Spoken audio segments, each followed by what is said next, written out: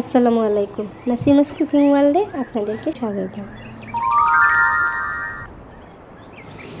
আজ আমি আপনাদেরকে বানিয়ে দেখাবো অলিভ অয়েল বা জৈতুনের তেল, ওর কেউ জলপাইয়ের তেলও বলতে পারেন। তার জন্য আমি কিছু জলপাই নিয়েছি। আমি জলপাইগুলোকে সেদ্ধ করে নেব। আমার জলপাই সেদ্ধ করা হয়ে গেছে। এখন আমি জলপাইয়ের বিচিগুলো ছাড়িয়ে নেব।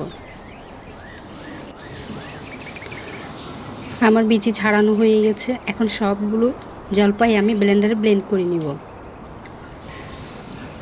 আমার ব্লেন্ডারে ব্লেন্ড করা হয়ে গেছে। এখন চলে যাব রান্নার কাজে। চুলায় আমি একটি প্যান বসিয়ে দিয়েছি, তার মধ্যে জলপাইয়ের কাঠগুলো দিয়ে দিয়েছি। এখন অনবরত সমানে নাড়তে হবে।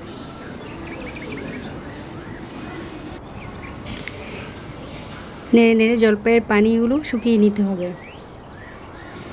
এভাবে এক পর্যায়ে নাড়তে নাড়তে দেখবে পানিগুলো শুকিয়ে গেছে।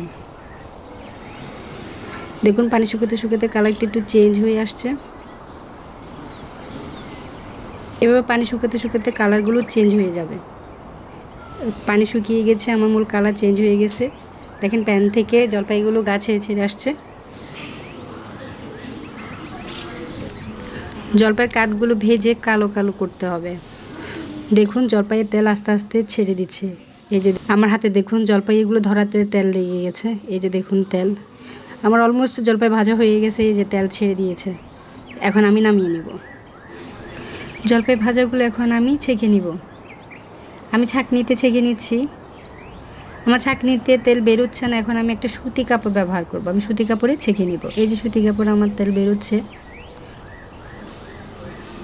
আমার অলিভ অয়েল তেল কমপ্লিট। এই যে দেখুন তৈরি হয়ে গেল আমার অলিভ অয়েল তেল বা জৈতুনের তেল। আমার ভিডিওটি ভালো লাগলে অবশ্যই কমেন্ট করবেন এবং আমার ইউটিউব চ্যানেলে সাবস্ক্রাইব করবেন আর ফেসবুক পেজে ফলো দিয়ে রাখবেন।